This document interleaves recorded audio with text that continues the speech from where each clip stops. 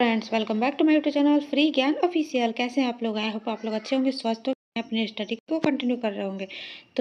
तो हम लोग आज देखने वाले सामान्य भाषा का प्रैक्टिस सेट नंबर 8। जैसे कि आप लोगों को पता है कि बीपीएससी का एग्जाम जो है 14 अप्रैल को जो है 14 अप्रैल से स्टार्ट है। तो उसके लिए हम लोग जो है प्रैक्टिस सेट लगा रहे हैं। और ये प्रैक्टिस सेट जो है सिर्फ एटू एग्ज़ाम नहीं, बल्कि जो है ऑल कॉम्पिटिटिव एग्ज़ाम, जितने भी कॉम्पिटिटिव एग्ज़ाम होने वाले हैं उन सभी में जो है काम आने वाला है। तो प्लीज़ वीडियो को अच्छे से बात कीजिएगा, और वीडियो पसंद आए प्लीज़ वीडियो को लाइक शेयर सब्सक्राइब करना बिल्कुल ना भूलिएगा। चलिए देर ना करते वीडियो को स्टार्ट करते हैं। आज के पहले प्रश्न को, तो अब तब करना मुहावरे का जो है अर्थ क्या है? तो शीघ्र मदद करना, बहाना बनाना, परेशान करना, या फिर मरने के करीब होना। तो पहले नंबर क्वेश्चन की बात करें हम लोग, तो अब तब करना मुहावरे का अर्थ होता है किसी काम को करने में जो होता है टाल मटोल करना, या आजकल करना, या फिर बहाने बनाना। तो राइट आंसर हो जाएगा हम लोग ऑप्शन नंबर बी, यानी कि बहाना बनाना। नेक्स्ट क्वेश्चन बात करते हैं हम लोग क्वेश्चन नंबर 2 की। तो इनमें से कौन सा शब्द जो है आमिष का विलोम है? आमिष का, तो सामिष होगा, या फिर निरामिष होगा, शुष्क होगा, या फिर उपयुक्त में इसमें से कोई नहीं होगा। तो 2 नंबर क्वेश्चन की बात करें, आमिष शब्द का अर्थ होता है मांस युक्त या मांसाहारी भोजन। इसका सटीक विलोम शब्द होगा निरामिष, जिसका अर्थ होता है मांस रहित या शाकाहारी भोजन। तो राइट आंसर हो जाएगा हम लोग ऑप्शन नंबर सी, यानी ऑप्शन नंबर बी, यानी कि निरामिष। नेक्स्ट क्वेश्चन बात करते हैं 3 नंबर क्वेश्चन की। तो चंदन का पर्यायवाची शब्द इनमें से कौन सा है? तो मलयज है, मंडन है, या फिर सोम है, या फिर मिरीची है। तो 3 नंबर क्वेश्चन की बात करें हम लोग, तो चंदन एक जो है प्रसिद्ध पर्यायवाची होता है मलयज। ऐसा माना जाता है कि भारत के मलय पर्वत पर चंदन के जो है वृक्ष बहुत अधिक पाए जाते हैं, इसलिए मलय में जन्म लेने वाला होता है। इस अर्थ में चंदन को जो है मलयज कहा जाता है। तो राइट आंसर हो जाएगा हम लोग ऑप्शन नंबर ए, यानी कि मलयज। क्वेश्चन की बात करें हम लोग क्वेश्चन नंबर 4 के, इनमें से किस शब्द की परिवर्तनी जो है शुद्ध है? तो उज्ज्वल की, उज्ज्वल का, उज्ज्वल, या फिर उज्ज्वल। तो 4 नंबर क्वेश्चन की बात करें हमें, तो ऑप्शन नंबर बी हम लोग का राइट है, यानी कि उज्ज्वल जो लिखा था वो आधा जो आधा ही जौ होता है, ना कि पूरा जौ, वो अलग होता है। तो हम लोग का राइट आंसर हो जाएगा option number B. Next question बात करते हैं क्वेश्चन नंबर 5 की। 5 की बात करें तो हम लोग स्पर्शजन्य बीमारी के लिए इनमें से उपयुक्त शब्द कौन सा है? तो संक्रमित, संक्रमणीय, संक्रांति, संक्रामक। तो 5 नंबर क्वेश्चन की बात करें तो वाक्यांश में जो है स्पर्शजन्य बीमारी के लिए, यानी कि छूने से फैलने वाली बीमारी के लिए जो एक शब्द यूज करते हैं हम लोग संक्रामक। राइट आंसर हो जाएगा ऑप्शन नंबर डी। और जो कोविड-19 जो था हम लोग का, वो क्या था? तो एक संक्रामक रोग था, यानी कि छूने से भी बढ़ता था और हवा के माध्यम से भी बढ़ता था। नेक्स्ट क्वेश्चन बात करते हैं 6 नंबर क्वेश्चन, विलोचन में जो है इनमें से कौन सा समास है? तो बहुब्रीहि है, द्विगु है, अव्ययीभाव, या फिर कर्मधारय है। तो 6 नंबर क्वेश्चन की बात करें हम लोग, तो त्रिलोचन शब्द का जो है विग्रह होगा 3 है लोचन, जिसकी यानी कि आँख, यानी कि हो जाएगा किसी विशेष, यानी भगवान शिव को जो है प्रकट कर रहे थे। राइट आंसर हो जाएगा हम लोग ऑप्शन नंबर ए, यानी कि बहुब्रीहि समास। नेक्स्ट क्वेश्चन बात करते हैं हम लोग 7 नंबर क्वेश्चन की। हम लोग 7 नंबर क्वेश्चन का आता है, तंदालू में प्रयुक्त प्रत्यय कौन सा है? तो अल है, लू है, आलू है, या फिर अलू है। तो 7 नंबर क्वेश्चन की बात करें तो अल जो है अरबी फारसी उर्दू का जो है उपसर्ग है, जिसका अर्थ होता है निश्चित। 7 नंबर तंदालू शब्द में जो है मूल शब्द है तंद्रा, यानी कि तंद्रा जो है मूल शब्द है, और जिसका अर्थ होता है उघाई या नींद। आलू प्रत्यय जोड़ने से जो है तंदालू शब्द बना है, जिसका अर्थ होता है तंद्रा आती हो या नींद में रहने वाला है। तो राइट आंसर जगह हम लोग ऑप्शन नंबर सी, आलू जोड़ने से जो है तंदालू शब्द बना है। नेक्स्ट बात करते हैं हम लोग क्वेश्चन नंबर 8 की। क्वेश्चन नंबर 8 की बात करें हम लोग, तो इनमें से उर्दू का उपसर्ग कौन सा है? उप है, उर्दू का उपसर्ग कौन सा है? उप है, भर है, अन है, या फिर अल है। तो 8 नंबर क्वेश्चन की बात करें तो अल जो है अरबी फारसी उर्दू का उपसर्ग है, जिसका अर्थ होता है निश्चित या विशेष होता है, जिस इससे बनने शब्द जो होता है अलबत्ता, अलविदा, अल गरज और अन्य विकल्प भी इसमें है। तो राइट आंसर जगह हम लोग ऑप्शन नंबर डी, यानी कि अल जो है उर्दू शब्द का जो है उपसर्ग है। नेक्स्ट क्वेश्चन बात करते हैं हम लोग 9 नंबर क्वेश्चन की। इनमें से किस वाक्य में जो है अकर्मक क्रिया है? तो श्याम सोता है, ये चीज़ें तुम्हारी जी ललचाती है, वह अपना सिर खुजलाता है, मैं पुस्तक पढ़ता हूँ। 9 नंबर क्वेश्चन की बात करें तो अकर्मक क्रिया वह क्रिया होती है जिसे जो है कर्म की आवश्यकता नहीं होती है। यह पता लगाने के लिए क्रिया से क्या या किसको प्रश्न करते हैं, तो श्याम क्या सोता है कोई उत्तर नहीं मिला, अतः यह कर्मक क्रिया है। तो राइट आंसर हो जाएगा हम लोग का नंबर ए, यानी कि श्याम सोता है, यह कर्मक क्रिया है। नेक्स्ट क्वेश्चन बात करते हैं 10 नंबर क्वेश्चन की। जिस क्रिया का फल कर्ता पर ना पड़कर कर्म पर पड़े उसे कौन सी क्रिया कहते हैं?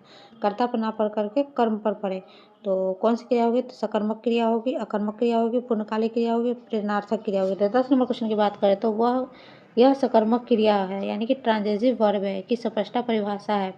सकर्मक क्रिया में जो है कर्म की उपस्थिति अनिवार्य होती है और क्रिया द्वारा किए गए कार्य का प्रभाव या फल कर्ता पर ना पड़कर सीधे कर्म पर पड़ता है। तो राइट जगह हम लोग का ऑप्शन नंबर ए, यानी कि ये सकर्मक क्रिया है। बात करें हम लोग क्वेश्चन नंबर 11 की। क्वेश्चन नंबर 11 की बात करें हम लोग तो वह रोज देर से उठता है, इस वाक्य में किस काल का जो है उदाहरण है? तत्कालिक वर्तमान का, संदिग्ध वर्तमान का, सामान्य वर्तमान का, इनमें से कोई नहीं।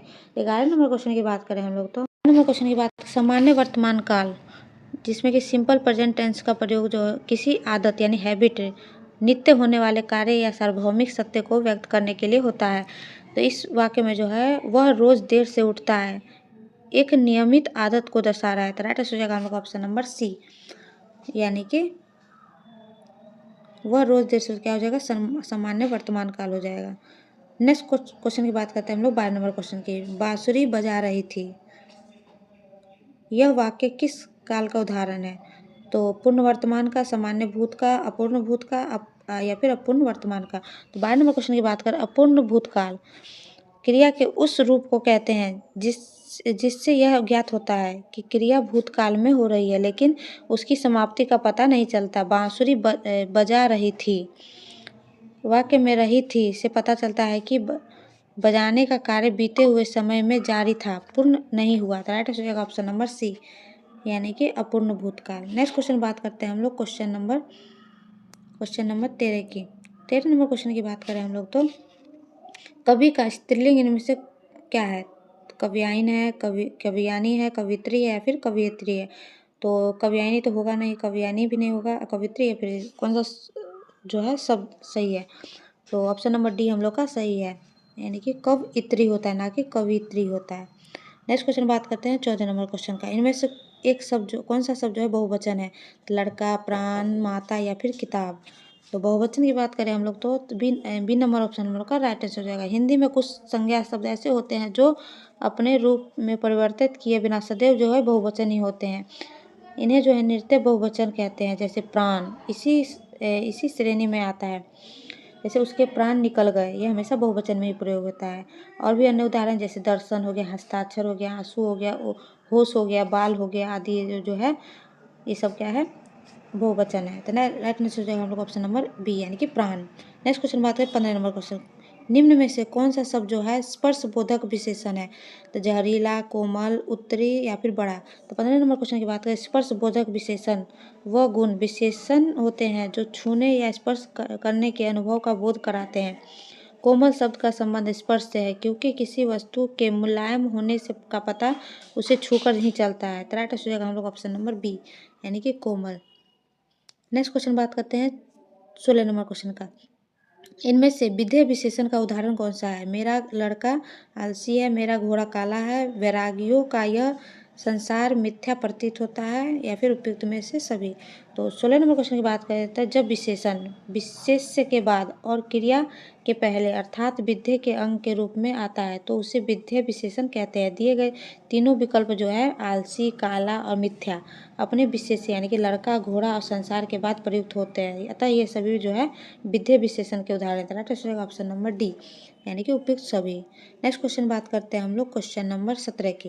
क्वेश्चन नंबर 17 की बात करें तो देखो बाहर कोई आया है में कौन सा सर्वनाम है? निश्चयवाचक सर्वनाम है, निजवाचक सर्वनाम है, संबंधवाचक सर्वनाम है या फिर अनिश्चयवाचक सर्वनाम है। तो 17 नंबर क्वेश्चन की बात करें अनिश्चयवाचक सर्वनाम में अनिश्चयवाचक सर्वनाम वे सर्वनाम होते हैं जो किसी अनिश्चित व्यक्ति वस्तु को जो है बोध कराते हैं। इस वाक्य में कोई शब्द किसी व्यक्ति के आने का संकेत दे रहा है लेकिन उस व्यक्ति की पहचान निश्चित नहीं है। राइट आंसर हो जाएगा हम लोग ऑप्शन नंबर डी, यानी कि अनिश्चित वाक्य, क्योंकि यहाँ पे कोई दिया गया है। नेक्स्ट बात करते हैं 18 नंबर क्वेश्चन। निम्न में से कौन सा शब्द जो है तत्सम है? पंख, पत्थर, पंछी या फिर प्रकट। तो 18 नंबर क्वेश्चन की बात करें तो तत्सम शब्द वे हैं जो संस्कृत से सीधे हिंदी में आए हैं। प्रकट एक तत्सम शब्द है, अन्य विकल्प है तद्भव के हैं। तो राइट आंसर हो जाएगा ऑप्शन नंबर डी, यानी कि प्रकट जो है तत्सम शब्द है। नेक्स्ट क्वेश्चन बात करते हैं हम लोग क्वेश्चन नंबर 19 के। क्वेश्चन नंबर 19 की बात करें हम लोग, स्पर्श वर्णों की संख्या कितनी है, स्पर्श वर्ण कितने हैं। तो 15 नंबर क्वेश्चन की बात करें तो 19 नंबर क्वेश्चन की बात करें तो हिंदी वर्णमाला में जो है क वर्ग से लेकर प वर्ग तक जो है के पांचों वर्णों को स्पर्श व्यंजन कहा जाता है। प्रत्येक वर्ण में 5-5 वर्ण होते हैं। जैसे क वर्ग में हो गया क ख ग घ अंग हो गया। इसी तरह जो है कितना हो जाएगा 5 गुना 5 यानी कि 5 गुना 5 यानी कि 25 जो है हम लोग का स्पर्श वर्ण है। तो right answer option number D यानी कि 25 जो है स्पर्श वर्ण है। कहाँ से, तो क से लेकर के प वर्ण तक। नेक्स्ट बात करते हैं हम लोग क्वेश्चन नंबर, यहाँ पे अनुच्छेद दिया गया, इसको पढ़ करके आगे जो है उत्तर देना है हम लोग को। तो चलिए अनुच्छेद पढ़ते हैं। अनुच्छेद पढ़कर दिए गए प्रश्नों के जो है 20 से 22 के सही उत्तर जो है चुनना है। तो देश प्रेम का वह अंश है जिसका आलम्ब ही सारा देश, उसमें व्याप्त प्रत्येक कण अर्थात मनुष्य, पक्षी पशु, नदी नाले, वन पर्वत इत्यादि। यह एक सहचात्मक प्रेम है अर्थात जिसके साहचर्य में हमें आनंद एवं शांति का अनुभव हो, जिससे जीवन में रंग आ जाता है। कोई भी व्यक्ति तब तक देश प्रेमी कहलाए योग्य नहीं हो सकता जब तक वह देश के प्रत्येक मनुष्य, पशु पक्षी, पुष्प वृक्ष, लता पर्वत, वन, नदी नाले, निर्झर आदि सभी से जो है आत्मीयता के भावना ना रखता हो। उसकी सृष्टि यह विराट रूप में अपनी विभिन्नता के साथ हमारे सम्मुख खड़ी है। हम में से कोई नहीं जानता कि आज हमारे लिए जो वृक्ष प्राण वायु का काम कर रहा है वह किसका लगाया हुआ है। हमारी थाली में जो अन्न है वह किसके उगाए खेत में आया है। जो हम वस्त्र पहनते हैं वह किसके श्रम का परिणाम है। हमारी पढ़ी हुई पुस्तकें किस मनीषी या बुद्धिवृत्ति का परिणाम है। हम में से कोई भी ठीक ठाक इनका उत्तर नहीं दे सकता। जब हमें इन सब की जानकारी नहीं है तब हम कैसे ज्ञात हो सकता है कि किसका हम पर अपना उपकार है। वास्तव में तो समस्त समाज का उपकार हम पर है। साहित्यिक रूप से में जो है यही देश प्रेम है। यदि आप सचमुच देश प्रेमी बनना चाहते हैं तो आपको चाहिए कि पहले तो आप स्वयं को स्वच्छ एवं पवित्र बनाएं और अपने को समाज के अनुकूल बनाएं। फिर अपने अंतःकरण और एवं दृढ़ संकल्प का जो है संकल्प करें और यह करें कि शरीर कभी नष्ट ना हो, उसके लिए जो है धन्यवाद की वृद्धि हो, वह सुखी हो। तो ये अनुच्छेद हम लोग का हो गया। जो है क्वेश्चन का आंसर देते हैं हम लोग। 20 नंबर क्वेश्चन की बात करें तो उक्त गद्यांश के अनुसार जो है देश प्रेम का आलम्बन क्या है। देश के लोग, देश के जंगल, देश के पशु पक्षी, पूरा देश। तो इसका राइट 20 नंबर क्वेश्चन की बात करें हम लोग तो राइट आंसर होगा हम लोग ऑप्शन नंबर डी यानी कि पूरा देश। नेक्स्ट क्वेश्चन बात करते हैं हम लोग क्वेश्चन नंबर 21 की। उपयुक्त गद्यांश के अनुसार साहचर्यगत प्रेम का अर्थ क्या है। साथ साथ रहकर विकसित हुआ प्रेम, जब पहाड़ों को अपना समझेगा, जब सभी मनुष्य से प्रेम करना, आश्चर्य के साथ प्रेम करना। तो 21 नंबर क्वेश्चन का राइट आंसर होगा ऑप्शन नंबर ए यानी कि अनुच्छेद में लेखक ने साहचर्य प्रेम जो परिभाषित करते हुए लिखा है अर्थात जिसके सानिध्य का हमें अभ्यास पड़ जाता है उसके प्रति लोभ या राग हो जाता है। इसका सीधा अर्थ है कि जिन चीज़ों, व्यक्तियों या स्थानों के साथ हम रहते हैं उनके प्रति अभ्यास या आदत के कारण एक लगाव या प्रेम विकसित हो जाता है। यही साथ साथ रहकर विकसित हुआ प्रेम है। तो राइट आंसर होगा ऑप्शन नंबर ए यानी साथ साथ रहकर विकसित हुआ प्रेम। नेक्स्ट क्वेश्चन बात करते हैं 22 नंबर क्वेश्चन की। 22 नंबर क्वेश्चन में उपयुक्त गद्यांश के अनुसार जो है प्रेम को कैसे मापा जा सकता है। तराजू से, परिचय से, कल्पना से, अंतःकरण के सच्चे भाव से। तो 22 नंबर क्वेश्चन की बात करें हम लोग तो गद्यांश में स्पष्ट रूप से कहा गया है कि प्रेम को तराजू में तोला नहीं जा सकता। ये भाव जो तो मनुष्य के अंतःकरण से जुड़े होते हैं। इससे यह निष्कर्ष निकलता है कि प्रेम कोई भौतिक वस्तु नहीं है बाहरी पैमाने पर मापा जा सके। तो राइट आंसर होगा ऑप्शन नंबर डी यानी कि अंतःकरण के सच्चे भाव से। नेक्स्ट क्वेश्चन बात करें 23 नंबर क्वेश्चन की। नंबर क्वेश्चन की बात करें हम लोग तो इनमें से कौन सा शब्द जो है अतिथि का जो है समानार्थी नहीं है। यात्री यज्ञ में सोमलता लाने वाला, उत्तर या फिर साधुता। 23 नंबर क्वेश्चन की बात करें तो अतिथि शब्द में कई अर्थ होते हैं, जैसे मेहमान, साधु, सन्यासी, यात्री और यज्ञ में सोमलता लाने वाला व्यक्ति। इन सभी में आने जाने का भाव निहित है। तो राइट आंसर हो जाएगा हम लोग ऑप्शन नंबर सी, यानी कि उत्तर। बात करें 24 नंबर क्वेश्चन, किस वाच्य में क्रिया सदैव एकवचन, पुल्लिंग तथा अन्य पुरुष में होती है? कर्मवाच्य, कृतवाच्य, भाववाच्य, सभी में। तो 24 नंबर क्वेश्चन की बात करें तो भाववाच्य की यह प्रमुख विशेषता है कि इसमें क्रिया का रूप कर्ता या कर्म के अनुसार नहीं बदलता। क्रिया हमेशा अन्य पुरुष, पुल्लिंग और एकवचन में ही रहती है, चाहे कर्ता किसी भी लिंग या वचन का हो। इसका प्रयोग मुख्यतः असमर्थता या भाव की जो है प्रधानता दिखाने के लिए अकर्मक क्रियाओं के साथ होता है, जैसे मुझसे चला नहीं जाता। तो right answer option number C, यानी कि भाववाच्य। नेक्स्ट बात करते हैं हम लोग क्वेश्चन नंबर 25 की। क्वेश्चन नंबर 25 की बात करें हम लोग तो कोहली द्वारा शतक लगाया गया इस वाक्य में कृतवाच्य में रूपांतरित वाक्य क्या होगा? कोहली शतक लगाएगा, कोहली ने शतक लगाया, कोहली ने शतक मारा, कोहली का शतक बना। तो 25 नंबर क्वेश्चन की बात करते हैं, ऑप्शन नंबर बी हम लोग का राइट आंसर हो जाएगा, कोहली ने शतक लगाया। नेक्स्ट क्वेश्चन बात करते हैं हम लोग क्वेश्चन नंबर 26 की। 26 की बात करें तो खड़ी बोली या कोडवी का उद्भव शोरसेनी अपभ्रंश के निम्नलिखित में से किस रूप से हुआ है? तो उत्तरी रूप से, दक्षिणी रूप से, मध्यवर्ती रूप से, इनमें से कोई नहीं। तो 26 नंबर क्वेश्चन की बात करें तो ऑप्शन नंबर हम लोग का ये जो है राइट आंसर, यानी कि उत्तरी रूप से। और इसका एक्सप्लेनेशन की बात करें तो भाषा वैज्ञानिकों के अनुसार शोरसेनी अपभ्रंश से जो है पश्चिमी हिंदी उपभाषा का विकास हुआ है। पश्चिमी हिंदी के अंतर्गत आने वाली खड़ी बोली कोडवी का विकास जो है शोरसेनी अपभ्रंश के उत्तरी रूप से जो है माना जाता है। तो राइट आंसर हो जाएगा option number A. Next question बात करते हैं 27 नंबर क्वेश्चन की। इनमें से किस विद्वान ने अपभ्रंश के लिए पुरानी हिंदी शब्द का प्रयोग किया है? राजकुमार वर्मा ने, धीरेन्द्र वर्मा ने, हजारी प्रसाद द्विवेदी जी ने, या फिर चंद्रधर शर्मा गुलेरी जी ने। तो 27 नंबर क्वेश्चन की बात करें तो चंद्रधर शर्मा गुलेरी पहले विद्वान थे जिन्होंने अपभ्रंश के परिवर्तित रूप यानी उत्तर अपभ्रंश को पुरानी हिंदी नाम दिया। उन्होंने अपने एक लेख में यह स्थापित किया कि यही पुरानी हिंदी आगे चलकर आधुनिक हिंदी के रूप में विकसित हुई। उनका यह मत हिंदी भाषा के विकास क्रम में समझाने का एक महत्वपूर्ण कड़ी साबित हुआ था। Right answer option number D, यानी कि चंद्रधर शर्मा गुलेरी जी ने। नेक्स्ट बात करें 28 नंबर, पूर्वी हिंदी का जो विकास निम्न में से किस अपभ्रंश से हुआ है? शोरसेनी, पेशाची, अधमागधी, मगधी से पूर्वी हिंदी का। तो 28 नंबर क्वेश्चन की बात करें, आधुनिक भारतीय आर्य भाषाओं का विकास जो अपभ्रंश के विभिन्न क्षेत्रीय रूपों से हुआ है। पूर्वी हिंदी का उपभाषा जिसके अंतर्गत अवधी, बघेली और छत्तीसगढ़ी बोलियां आती है का विकास जो है अर्ध मागधी अपभ्रंश से हुआ है। राइट। और शोरसेनी से जो है पश्चिमी हिंदी और मागधी से जो है बिहारी का विकास हुआ है। पश्चिमी हिंदी और मागधी से जो है बिहारी हिंदी का विकास हुआ है। तो राइट हो जाएगा ऑप्शन नंबर सी, यानी कि अर्धमागधी से जो है पूर्वी हिंदी का विकास है। नेक्स्ट क्वेश्चन बात करते हैं 29 नंबर क्वेश्चन की। रामचंद्र शुक्ल ने जो हिंदी साहित्य का प्रथम महाकाव्य इनमें से किसे माना है?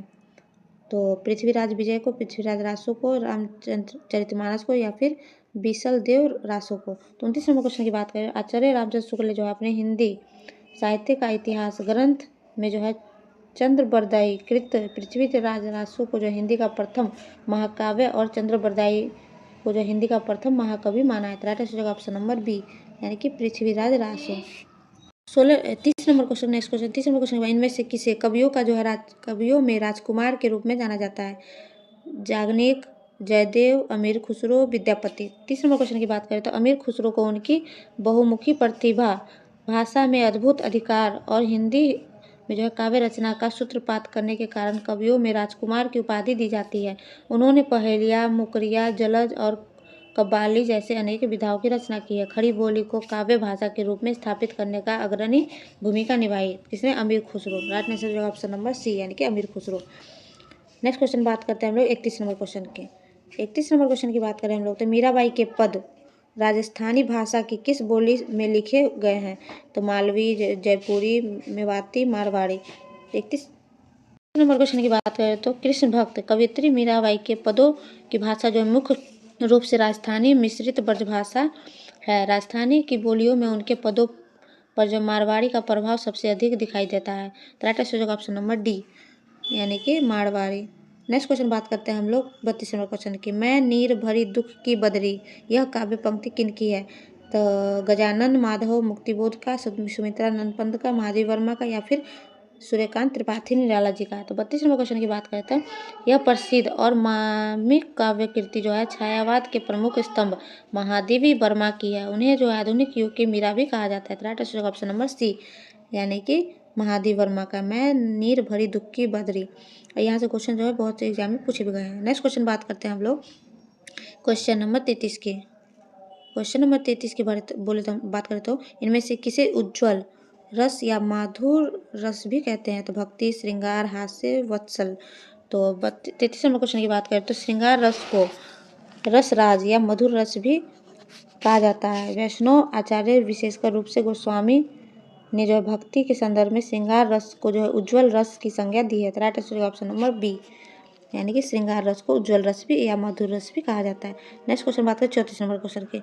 साधारणीकरण की व्याख्या में मधुमती की भूमिका की परिकल्पना किस विद्वान ने की है? तो भगीरथी मिश्र ने, श्याम सुंदर दास ने, रामचंद्र शुक्ल जी ने, राममूर्ति त्रिपाठी जी ने। 34 नंबर क्वेश्चन की बात करें हम लोग तो साधारणीकरण के सिद्धांत की व्याख्या करते हुए आचार्य श्याम सुंदर दास ने मधुमती की भूमिका की परिकल्पना प्रस्तुत की। इसके अनुसार काव्य का आस्वादन करते समय सहृदय पाठक दर्शक का चित्त ऐसी अवस्था में पहुंच जाता है जहां अपने व्यक्तिगत रोग द्वेष से मुक्त होकर भाव के साथ एकाकार हो जाता है। इसी योग की अवस्था को उन्होंने जो है मधुमती भूमिका कहा है। Right answer option number B, यानी कि श्याम सुंदर दास जी ने। नेक्स्ट क्वेश्चन बात करते हैं हम लोग 35 नंबर क्वेश्चन की। 35 नंबर क्वेश्चन की बात करें तो माधुर्य गुण में किस तरह के वर्ण रहते हैं? तो उष्ण वर्ण वाले, ह से ठ वाले, र ल आदि कोमल वर्ण, समास युक्त बड़े शब्द। 35 नंबर क्वेश्चन की बात करें हम लोग तो काव्य शास्त्र में माधुर्य वर्ग का संबंध चित्त को जो है द्रवित करने वाली कोमल और मधुर अनुभूतियों से है। यह गुण से युक्त रचना ट ठ ढ जैसे कठोर वर्णों और लंबे समासिक पदों का अभाव करते हैं। Right answer option number B, यानी कि ह से ठ वाले। नेक्स्ट क्वेश्चन बात है 36 नंबर क्वेश्चन। अलंकार के संदर्भ में निम्न में से कौन सा कथन सही है? तो 36 नंबर क्वेश्चन की बात करें हम लोग तो इसका right answer option number D, यानी कि उपयुक्त सभी, यानी कि तात्पर्य मात्र में भेद से शब्द और अर्थ दोनों की जो है पुनरुक्ति को लुटानुपास कहते हैं। शिपिष्ट पदों के जो है अनेक अर्थों का कथन श्लेष अलंकार है। भिन्नार्थ अर्थात भिन्नार्थक स्वर व्यंजन समुदाय की आवृत्ति को यमक कहते हैं। तो right answer option number D हो जाए। नेक्स्ट क्वेश्चन बात करते हैं हम लोग क्वेश्चन नंबर 37 की। इनमें से कौन सा छंद जो है वर्णिक है? सोरठा, सवैया, बरेवा, छप्पै। तो 37 नंबर क्वेश्चन की बात करें तो छंद जो है मुख्यतः दो प्रकार के होते हैं, मात्रिक मात्राओं की गणना पर आधारित, वर्णिक यानी कि वर्णों की गणना पर आधारित। सवैया एक प्रमुख वर्णिक छंद है। Right answer option number B, यानी कि सवैया। नेक्स्ट क्वेश्चन बात करते हैं 38 नंबर क्वेश्चन की। 38 नंबर क्वेश्चन की बात करते हैं 2019 का साहित्य अकादमी पुरस्कार इनमें से किसको दिया गया 2019 का? तो 38 नंबर क्वेश्चन की बात करें right answer option number D, यानी कि छिलते हुए अपने को जो है नंद किशोर नवल जी को। मैं सिर्फ राइट आंसर ये बताऊँगी, थोड़ा बहुत एक्सप्लेनेशन करूँगी क्योंकि जो है बहुत टाइम कम बचा है मेरे पास भी, आप लोगों के पास भी, तो मैं ज़्यादा टाइम वेस्ट नहीं करूँगी, ना आपका ना मैं अपना। तो 40 नंबर क्वेश्चन, नेक्स्ट क्वेश्चन बात करते हैं 40 नंबर क्वेश्चन की। खुदा बख्श पुस्तक कहाँ स्थित है? जयपुर में, अलीगढ़ में, पटना में या फिर आगरा में? तो 39 नंबर क्वेश्चन की बात करें खुदा बख्श ओरिएंटल पब्लिक लाइब्रेरी बिहार राज्य के पटना में जो है स्थित, शहर में स्थित है। तो राइट आंसर हो जाएगा हम लोग का ऑप्शन नंबर सी, यानी कि पटना में। नेक्स्ट बात करते हैं हम लोग 40 नंबर क्वेश्चन। इनमें से शुद्ध वर्तनी कौन सा है? तो 40 नंबर का right answer option number C, यानी कि द्विमासिक। नेक्स्ट बात करते हैं 41 नंबर क्वेश्चन की। निम्नलिखित में से भाववाचक संज्ञा है सुंदरता, लड़की, गंगा या फिर उपयुक्त में से एक से अधिक। 43 नंबर की बात करें तो जिन संज्ञा शब्दों से किसी गुण, दोष, भाव अथवा दशा का बोध होता है उसे भाववाचक संज्ञा कहते हैं, जैसे सुंदरता, ममता। तो राइट आंसर हो जाएगा ऑप्शन नंबर ए, यानी कि सुंदरता। नेक्स्ट क्वेश्चन बात करते हैं 42 नंबर क्वेश्चन की। जिस संज्ञा से किसी वस्तु के धर्म, गुण, अवस्था का ज्ञान हो उसे कौन सी संज्ञा कहते हैं? व्यक्तिवाचक, भाववाचक, जातिवाचक या फिर इनमें से कोई नहीं। तो 42 नंबर का राइट आंसर हो जाएगा हम लोग ऑप्शन नंबर बी, यानी कि भाववाच्य, गुण, धर्म, अवस्था का। नेक्स्ट क्वेश्चन बात करते हैं 43 नंबर क्वेश्चन की। 43 नंबर क्वेश्चन की बात करें हम लोग तो सर्वप्रथम किसने सर्वनाम जो है कितने प्रकार के होते हैं? 2, 6, 4, उपयुक्त में से एक से अधिक। तो 43 नंबर क्वेश्चन, सर्वनाम वे शब्द होते हैं जो संज्ञा के स्थान पर प्रयोग किए जाते हैं और इसके जो है 6 प्रकार होते हैं। कौन से? पुरुषवाचक, निश्चयवाचक, अनिश्चयवाचक, संबंधवाचक, प्रश्नवाचक, निजवाचक, ये जो है 6 प्रकार होते हैं। तो राइट आंसर हो जाएगा हम लोग ऑप्शन नंबर बी, यानी कि 6 प्रकार होते हैं। नेक्स्ट क्वेश्चन बात 44 नंबर क्वेश्चन, वह धीरे धीरे चलता है। इस वाक्य में धीरे धीरे क्या है? सर्वनाम है, विशेषण है, क्रिया विशेषण है, उपयुक्त में से एक से अधिक। 44 नंबर का राइट आंसर होगा ऑप्शन नंबर सी, यानी कि ऑप्शन नंबर सी, यानी कि क्रिया विशेषण है। क्रिया विशेषण क्या होता है? क्रिया विशेषण वो शब्द होता है जो क्रिया की विशेषता बताता है, जैसे धीरे धीरे चल रहा है। नेक्स्ट बात करते हैं हम लोग 45 नंबर, निम्नलिखित में से क्रिया विशेषण वाक्य है। तो 45 नंबर का राइट आंसर हो जाएगा ऑप्शन नंबर ए, यानी कि राधा कल आएगी। नेक्स्ट क्वेश्चन बात करें 46 नंबर, पेड़ से पत्ता गिरता है। इस वाक्य में पेड़ शब्द जो है कारक है। तो राइट आंसर होगा ऑप्शन नंबर सी, यानी कि अपादान कारक है, क्योंकि पेड़ से जो पत्ता अलग हो रहा है। नेक्स्ट क्वेश्चन बात करते हैं 47 नंबर क्वेश्चन की। 27 नंबर क्वेश्चन की बात करें हम लोग, तो अतिथि के लिए चाय लाओ। इस वाक्य में अतिथि के लिए कौन सा कारक है? तो 27 नंबर का राइट आंसर होगा ऑप्शन नंबर बी, यानी कि संप्रदान कारक। अतिथि के लिए चाय लाओ, इस वाक्य में जो अतिथि के लिए संप्रदान कारक, यानी कर्ता ने जो है कर्म को करण से ये सब जो है होता है। राइट आंसर होगा option number B. Next question बात करते हैं 48 नंबर का, भूतकाल के लिए कितने भेद होते हैं? भूतकाल के कितने भेद होते हैं? 3, 4, 6 या फिर 8। तो 48 नंबर क्वेश्चन की बात करें हम लोग, तो right answer option number C, यानी कि 6 भेद होते हैं। तो कौन कौन से होते हैं? तो 6 भेद होते हैं, सामान्य भूतकाल, आसन्न भूतकाल, पूर्ण भूतकाल, अपूर्ण भूतकाल, संदिग्ध भूतकाल और जो है हेतुमत भूतकाल, ये 6 भेद होते हैं। नेक्स्ट बात करते हैं 49 नंबर क्वेश्चन की। 49 में उपसर्गों के बारे में सत्य नहीं है। तो 49 नंबर क्वेश्चन की बात करें तो ऑप्शन नंबर बी हम लोग का, इस शब्द के अंत में जुड़ते हैं। तो राइट गलत हो जाएगा, क्योंकि उपसर्ग जो होता है शब्द के आगे जुड़ते हैं, आगे। जैसे उपवन, वन में उप जोड़ गया तो क्या हो गया? उप प्लस वन। तो ये उप क्या है? ये उपसर्ग है, प्रत्यय है बाद में जुड़ता है। नेक्स्ट क्वेश्चन बात करते हैं 50 नंबर क्वेश्चन का। तो समुच्च जो शब्द में किस उपसर्ग का जो है प्रयोग हुआ है? तो सम का, सन का, सम का, उपयुक्त में से एक से अधिक। 50 नंबर क्वेश्चन की बात करें हम लोग, तो राइट आंसर हो जाएगा हमको ऑप्शन नंबर सी, यानी कि सम जो है जुड़ा है, सम प्लस उज्ज्वल। तो नेक्स्ट 50 क्वेश्चन तक जो हम लोग नेक्स्ट वीडियो में कर लेंगे। मिलती हूँ आपसे नेक्स्ट वीडियो में। अपना टाइम वेस्ट मत कीजिएगा प्लीज़, थोड़ा बहुत समय देख के वीडियो देख लीजिए, उसके बाद अपना जो है अपने रिवीजन पे ध्यान दीजिए, ज़्यादा ज़्यादा रिवीजन के लिए प्रैक्टिस कीजिए और प्रैक्टिस सेट लगाते रहिए। तो मिलते हैं आपसे नेक्स्ट वीडियो में, तब तक के लिए bye bye, tata and take care, thanks for watching, please like share and subscribe and don't forget to share. Bye bye, thank you, धन्यवाद, बाय बाय।